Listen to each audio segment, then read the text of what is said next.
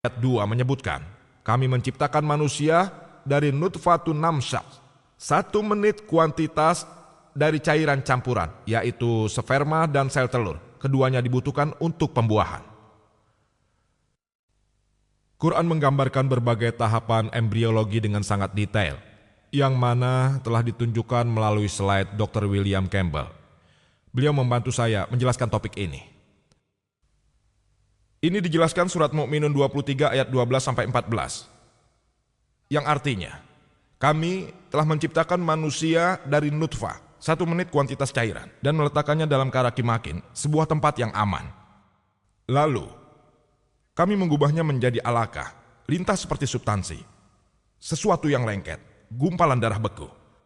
Lalu mengubah alaqah itu menjadi mudghah, kunyahan seperti gumpalan. Kemudian, kami mengubah mudghah menjadi izama, tulang. Lalu menyelimuti tulang itu dengan leham daging. Dan kami menjadikan makhluk baru, Maha Besar Allah yang merupakan sebaik-baiknya pencipta.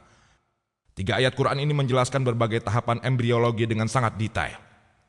Pertama, nutfah ditempatkan di tempat yang aman dan diubah menjadi alaqah. Alaqah mempunyai 3 arti.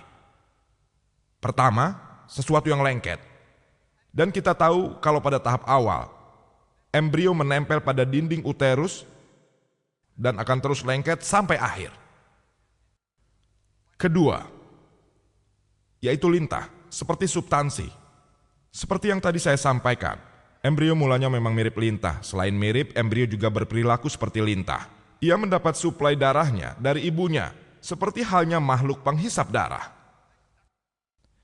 Dan arti yang ketiga, yang tadi telah membuat Dr. William Campbell keberatan, yaitu arti yang benar, gumpalan darah beku. Dan karena itulah Quran memiliki kesalahan ilmiah. Tapi dengan berat hati harus saya katakan bahwa apa yang dikatakan oleh Dr. William Campbell itulah yang salah. Quran tidak salah, dia yang salah. Tapi mungkin saja saya cukup mengerti karena Dr. William Campbell kurang mengerti tentang Quran. Jadi dia yang salah. Karena saat ini, detik ini, setelah kemajuan embriologi, bahkan Dr. Kate Moore mengatakan mulanya embrio selain mirip lintah juga mirip sekali dengan gumpalan darah beku. Karena pada awal pertumbuhannya, yaitu tahap alaqah 3 hingga 4 minggu, darah dibekukan dalam tempat tertutup. Dan Dr. William Campbell mempermudah saya dengan menunjukkan slide-nya. Mungkin sulit untuk Anda menerimanya, tapi memang ini slide yang ditunjukkannya.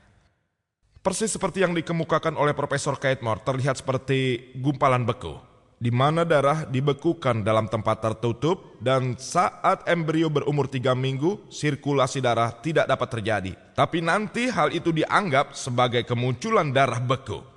Dan jika Anda mengamati ikhtisarnya, yaitu setelah aborsi terjadi, Anda akan melihat seperti gumpalan beku. Hanya perlu 1 kalimat untuk menjawab semua pertanyaan tanpa bukti dari Dr. William Campbell, yaitu tahapan-tahapan yang dijelaskan dalam Quran hanya berdasarkan penampilan. Penampilan. Sekali lagi penampilan. Pertama, yaitu penampilan dari alaqah yang merupakan lintas seperti substansi juga gumpalan darah beku. Dr. William Campbell benar saat mengatakan, ketika beberapa wanita datang dan meminta tolong pindahkan gumpalan beku itu tidak seperti gumpalan beku. Dan tahapnya berdasarkan pada penampilan dan juga sesuatu yang sangat lengket sekali. Kemudian Quran mengatakan kami mengubah alaqah menjadi mudghah. Profesor Kate Moore mengambil segel plastik dan menggigit dengan giginya untuk membuat alaqah itu seperti mudghah. Gigi dianggap sebagai somite. Dr. William Campbell mengatakan, saat alaqah menjadi mudghah, sifat lengketnya masih ada. Itu hanya sampai usia 8 bulan. Jadi Quran salah. Saya telah katakan pada Anda tadi, Quran menggambarkan penampilannya saja. Bentuk mirip lintah dan mirip gumpalan beku diubah menjadi kunyahan seperti penampilannya. Dan terus lengket sampai akhir. Tidak ada masalah. Tahapannya dibagi atas dasar penampilan, tidak hanya fungsinya. Lalu Quran berkata, kami mengubah mudghah menjadi izama dan menyelimutinya dengan daging. Dr. William Campbell mengatakan, dan saya sangat setuju dengannya, bahwa pendahuluan dari otot dan tulang rawan, yaitu tulang-tulang. Mereka terbentuk bersama. Saya setuju dengan hal ini. Saat ini kita mengetahui kalau pada awal pembentukannya, otot dan tulang terbentuk bersama antara hari ke-25 dan ke-40 yang disebut Quran dengan tahapan mudghah. Namun mereka belum berkembang.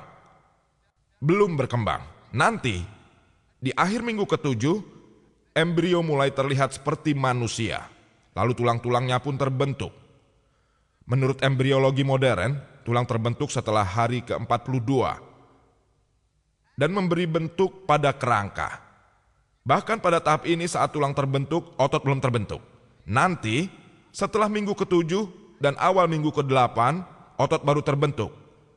Jadi Quran sangat sempurna menggambarkan pertama alaqah, kemudian mudghah, lalu izama. Setelah itu diselimuti daging. Dan ketika mereka terbentuk, penggambarannya sempurna. Profesor Keith Moore mengatakan bahwa tahapan-tahapan yang dijelaskan dalam embriologi modern, tahap 1, 2, 3, 4, dan 5 sangat membingungkan. Sedangkan penjelasan tahapan embriologi dalam Quran atas dasar penampilan dan bentuk sangat lebih baik. Alhamdulillah. Lalu dia berkata, begini katanya, saya tidak akan keberatan mengakui Nabi Muhammad utusan Tuhan dan Quran Agung ini pastilah wahyu dari Tuhan yang maha besar. Disebutkan dalam surat An-Nisa, ke-4 ayat 56, yang menyampaikan tentang rasa sakit. Sebelumnya para dokter berpikir kalau hanya otaklah yang dapat merasakan sakit.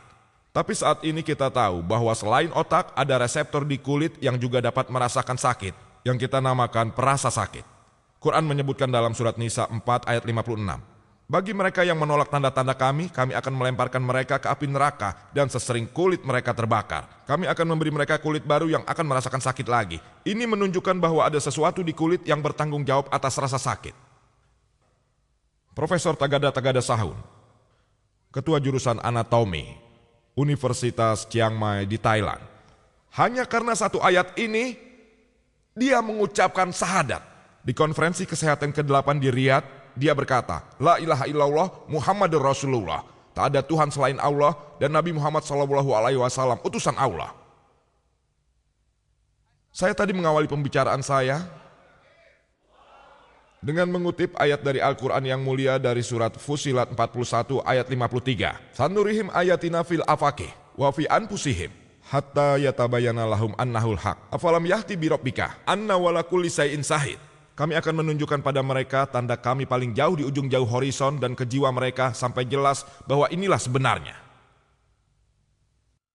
Satu ayat ini cukup untuk memberi bukti pada Dr. Tagada Sahun kalau Quran itu wahyu Tuhan. Orang lain mungkin butuh 10 tanda. Mungkin 100 atau bahkan 1000 tanda diberikan tapi mereka tidak mau mengakui kebenaran Quran. Quran menyebutkan orang itu dalam surat Al-Baqarah 2 ayat 18. Summum bukmun umyun pahum layar jiun. Orang tuli bisu buta, mereka tidak akan kembali ke jalan yang benar. Injil juga kemukakan hal yang sama dalam ajaran Matius 13 ayat 13. Bermata tapi tidak melihat, bertelinga tapi tidak mendengar, juga tidak memahami. Dan mengenai bagian lain dari embriologi, saya akan menanggapinya insya Allah, jika waktu memungkinkan. Saya harus adil juga pada bagian yang lain, mengenai Injil dari sudut pandang ilmu pengetahuan. Pertama-tama saya ingin mengatakan bahwa Quran surat Ar-Ra'd 13 ayat 38. Kami telah menurunkan beberapa wahyu. Hanya 4 yang disebutkan. Taurat, Zabur, Injil, dan Quran. Taurat adalah wahyu yang diturunkan pada Nabi Musa alaihissalam. Zabur adalah wahyu yang diturunkan pada Daud alaihissalam. Injil adalah wahyu yang diturunkan pada Isa alaihissalam. Dan Quran adalah wahyu yang terakhir pada utusan terakhir yaitu Nabi Muhammad SAW. Biar saya perjelas lagi mengenai satu hal, bahwa Injil ini yang dipercayai orang-orang Kristen sebagai firman Tuhan bukanlah Injil yang dipercaya oleh kaum muslim bahkan oleh nabi-nabi sebelumnya. Injil Kristen ini mungkin saja mengandung firman-firman Tuhan, tapi juga mengandung perkataan nabi-nabi dan juga perkataan ahli sejarah. Semuanya serba tidak jelas dan semraut dan sama sekali tidak ilmiah.